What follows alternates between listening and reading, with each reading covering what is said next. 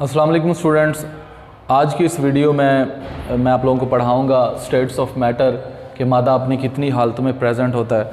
तो normally matter की जो है वो 3 स्टेट्स हैं, बट बिफोर दैट मैं आप लोगों को मैटर के हवाले से डिफ़ाइन करता हूँ कि व्हाट इज़ मैटर। मैटर जो है anything that has mass and occupy space, उसको हम क्या कहते हैं, मैटर। भी कोई भी चीज़ है जिसका मैस है। अब मैस और वेट में ये 2 टेक्निकल डिफरेंस हैं इसके अंदर। मैस किसे कहते हैं और वेट किसे कहते हैं। स्टूडेंट्स, जो मैस होता है, mass is quantity of matter. मादे की जो है क्वांटिटी है। लेट्स सपोज इसको थोड़ा और देखते हैं कि ये हमारे पास एक बॉल है, एक सॉलिड बॉल है, ठीक है, ये जो स्फेरिकल इन शेप है। अब इसी वॉल्यूम का, इसी साइज़ का एक और हमारे पास एक बॉल है, ठीक है, और है क्या, ये अंदर से एम्प्टी है, लेकिन मतलब ये अंदर से हॉलो है, ये जो अंदर से इसकी हॉलो अंदर से है, और जबकि ये सॉलिड है। होगा क्या, साइज़ दोनों के सेम है, मटेरियल्स दोनों के सेम है। एक जो है ये इसके अंदर मादे की मिकदार ज़्यादा है, क्वांटिटी ऑफ मैटर इसके अंदर ज़्यादा है, इसके अंदर ज़्यादा मैटर भरा हुआ है, बिकॉज़ ये सॉलिड है, ठीक है। जिस तरीके से लोहे की कोई गोली होती है जो अंदर से भरी हुई होती है, वो काफ़ी वज़नी होती है, तो ये इसमें मैस ज़्यादा है। जबकि अगर हम इस दूसरे बॉल की बात करें तो इसमें मैस की मिकदार, मादे की मिकदार कम है। So mass is the measure of the matter, या क्वांटिटी ऑफ मैटर।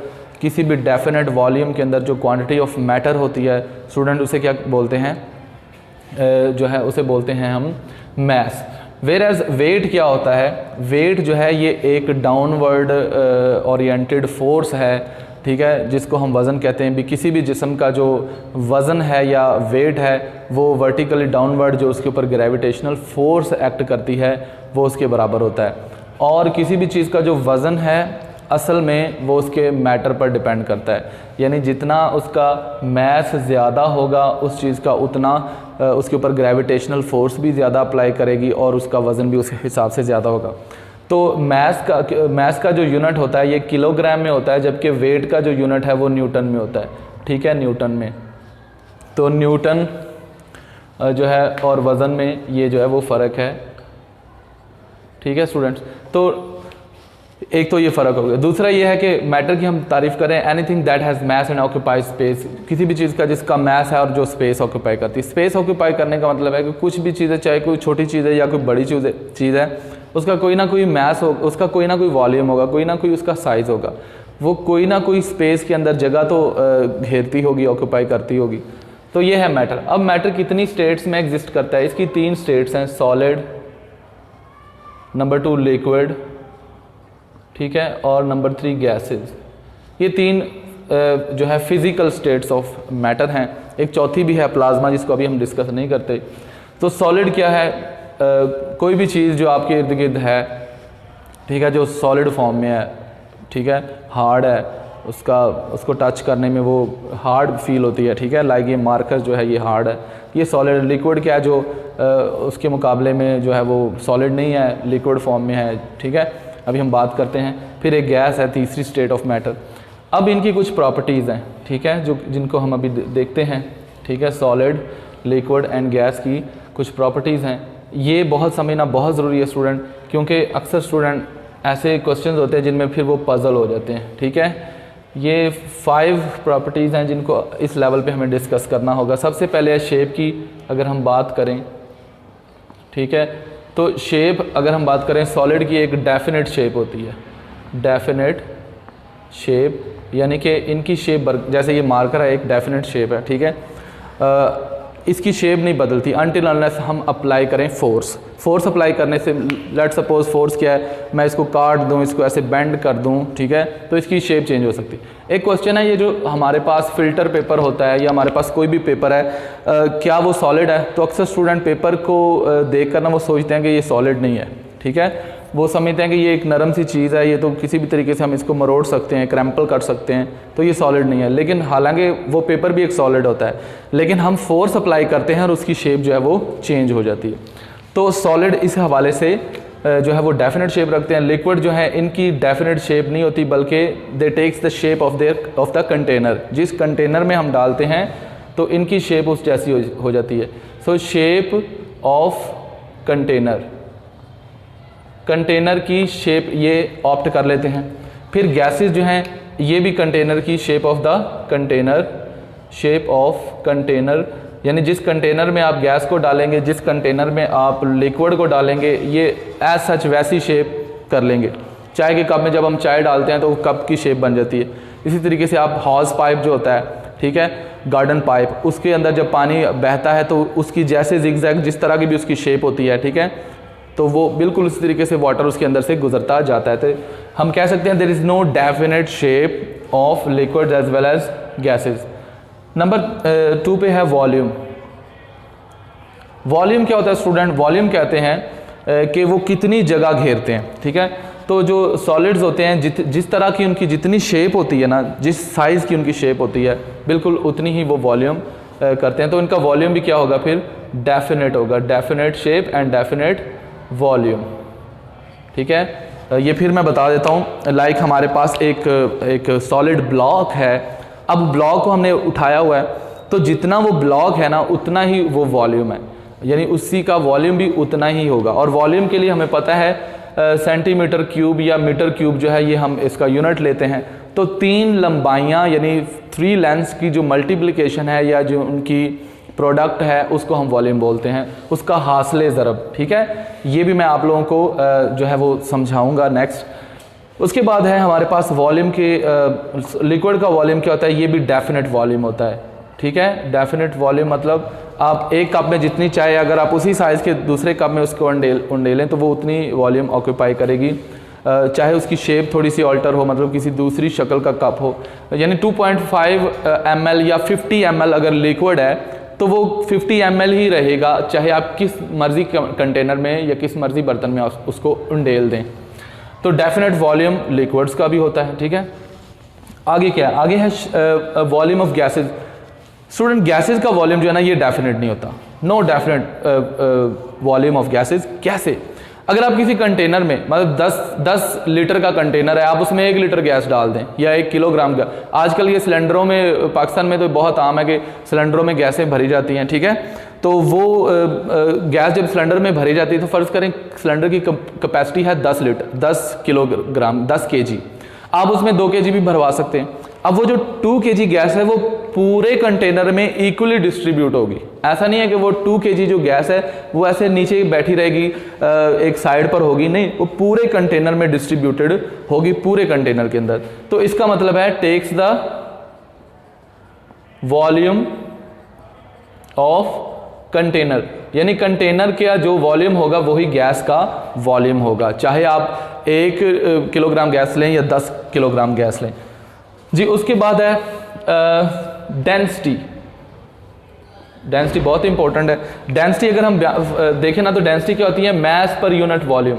यानी लेट्स सपोज यहाँ हमारे पास 2 जो शुरू में मैंने मिसाल दी, ये भी एक स्फेयर है, ये भी एक स्फेयर है। ये स्फेयर अंदर से हॉलो है, खोखला है फुटबॉल की तरह, और ये अंदर से सॉलिड है जैसे कोई बॉल होती है, मतलब जैसे कोई गोली होती है लोहे की।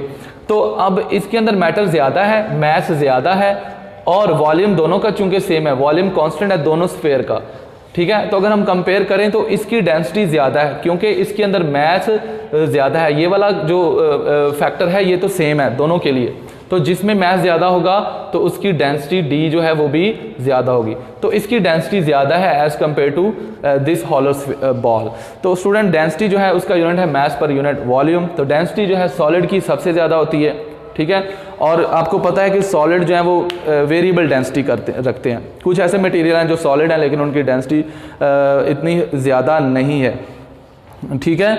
और कुछ ऐसे सॉलिड हैं जैसे मेटल्स हैं, ठीक है, उनकी डेंसिटी बहुत ही ज़्यादा है। मरकरी एक मेटल है जो लिक्विड फॉर्म में होती है और उसकी डेंसिटी जो है वो बहुत ज़्यादा डेंसिटी है, ठीक है।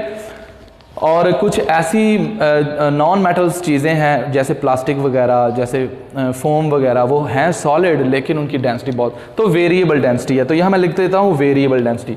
सॉलिड में स्टूडेंट्स आपको वेरिएबल डेंसिटी जो है मिलेगी, डेंसिटी, ठीक है, वेरिएबल डेंसिटी। वेयर एज जो लिक्विड की डेंसिटी है ये होती है मतलब इनकी डेंसिटी लो होती है, ठीक है, लो डेंसिटी, इनकी डेंसिटी लो होती है, ठीक है। और आखिर में है गैसेस। गैसेस की डेंसिटी जो है ये वेरी लो है, बहुत ही लो, वेरी लो, ठीक है। अच्छा, तो ये हो गया। अब गैसेस की डेंसिटी बहुत कम है और सबसे कम है, उससे कम किनकी है, उससे ज़्यादा किसकी है, लिक्विड की, और सबसे ज़्यादा जो है वो सॉलिड्स की है। ये तो होगी डेंसिटी। देन कम स्टूडेंट हमारे पास अगला है कंप्रेसिबिलिटी। कंप्रेसिबिलिटी, कंप्रेसिबिलिटी स्टूडेंट्स क्या होती है, किसी चीज़ को दबाना, कंप्रेस करना, कितना। अब देखिए हमारे पास समझ लें, ये हमारे पास एक कंटेनर है, इसके ऊपर एक मूवेबल पिस्टन लगा हुआ है, ठीक है। अब हम इसके अंदर फर्ज करें सॉलिड पहले रखते हैं, फर्स्ट हम सॉलिड रखते हैं, ऊपर से हम कंप्रेस करते हैं, ये फोर्स लगाते हैं, एक वजन डालते हैं, तो सॉलिड के जो वॉल्यूम में कोई फ़र्क नहीं पड़ेगा, उसका कंप्रेस करने से उसे कुछ भी नहीं होगा, वो उतना ही वॉल्यूम रहेगा। लेट्स सपोज इसके अंदर हमने कोई इसी साइज़ का ब्लॉक रखा हुआ है जिसका 250 cm³ वॉल्यूम है and it is solid in state, तो हम इसको प्रेस करते हैं तो इसके वॉल्यूम में ज़रा सा भी फ़र्क नहीं पड़ेगा और 250 ml ही 250 cm³ ही वॉल्यूम रहेगा। अब दूसरी कंडीशन हम अप्लाई करते हैं कि हम सॉलिड की जगह यहाँ लिक्विड रख देते हैं, तो लिक्विड रखते हैं, लेट्स सपोज वाटर रख देते हैं, तो वाटर जो है ना उसको कंप्रेस तो किया जा सकता है लेकिन बहुत ही मामूली सा, मतलब लिक्विड को आप कंप्रेस करते हैं लेकिन कोई इतना ख़ास नहीं है, मतलब बहुत थोड़ी सी अमाउंट में जो है वो लिक्विड जो है वो कंप्रेस होते हैं, ठीक है। हम इसके लिए लिख देते हैं कि they are difficult to compress, difficult to compress. Liquids को बहुत मुश्किल से कंप्रेस किया जा सकता है, ठीक है, तो इस केस में बहुत मुश्किल कंप्रेस हो गए, लिक्विड कंप्रेस होगा।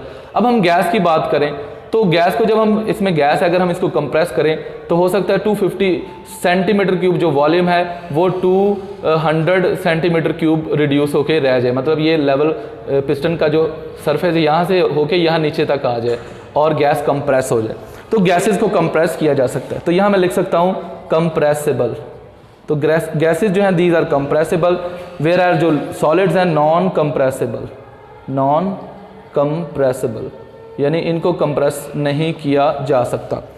आखिर में स्टूडेंट्स हमारे पास है ease of flow. Ease of flow, ease of flow क्या होता है स्टूडेंट, कि किसी चीज़ के बहने की आसानी।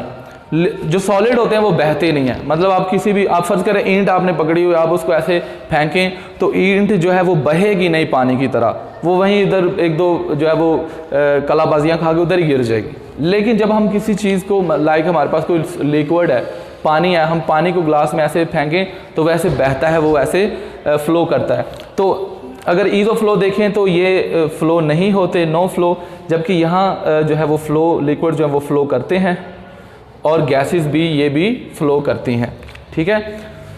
तो अब हम एक ओवरव्यू देख लेते हैं, इनका कंपैरिजन करते हैं। तो ऑलमोस्ट लिक्विड और गैसेस की जो है ना वो प्रॉपर्टीज़ तकरीबन सेम है। देखें शेप ऑफ कंटेनर सेम होगी, डेफिनेट वॉल्यूम, और यहाँ ये थोड़ा फ़र्क है, इनका डेफिनेट वॉल्यूम होता है जबकि ये वॉल्यूम ऑफ कंटेनर, ये एक डिफरेंस है लिक्विड एंड गैसेस में। Low density, very low density, ये भी एक स्लाइड सा फ़र्क है, बल्कि ये काफ़ी फ़र्क है। डिफ़िकल्ट टू कंप्रेस और ये कंप्रेस, यहाँ भी एक थोड़ा सा फ़र्क है, और ये भी सेम है, फ्लो दोनों, यानी लिक्विड भी फ्लो करते हैं और गैसेस भी फ्लो करते हैं। बस ये तीन पैरामीटर्स जो है ना 1 2 3 ये जो है वो थोड़े डिफरेंट हैं। सिमिलरली अगर हम सॉलिड और लिक्विड का कंपैरिजन करें तो डेफिनेट शेप, ये एक फ़र्क है, पहला फ़र्क लिक्विड सॉलिड के अंदर। फिर डेफिनेट वॉल्यूम, ये सिमिलैरिटी आ जाती है इन दोनों में वॉल्यूम के लिहाज से। फिर कंप्रेसिबिलिटी, डेंसिटी की बात करें, वेरिएबल डेंसिटी, ये भी एक फ़र्क आ गया, यहाँ लो डेंसिटी है, यहाँ वेरिएबल डेंसिटी है। नॉन कंप्रेसिबल, डिफ़िकल्ट टू, ये भी एक फ़र्क आ गया, और एक ये फ़र्क है। तो सॉलिड और लिक्विड में एक चीज़ कॉमन है, मतलब दोनों में सेम है प्रॉपर्टीज़ में, और वो है डेफिनेट वॉल्यूम। सॉलिड का भी एक डेफिनेट वॉल्यूम होता है और लिक्विड का भी डेफिनेट वॉल्यूम। तो स्टूडेंट ये तो था मैटर की स्टेट्स और उनकी प्रॉपर्टीज़ का आपस में कंपैरिजन। मैं उम्मीद करता हूँ ये लेक्चर जो है वो आपको बड़े अच्छे से समझ आया होगा। स्टूडेंट ऐसी चीज़ों को आपको बड़े कीनली देखना होता है ताकि आप जब MCQs क्वेश्चन करते हैं, सॉल्व करते हैं, तो आपको डिफ़िकल्टी नहीं होती। These basic concepts are very important.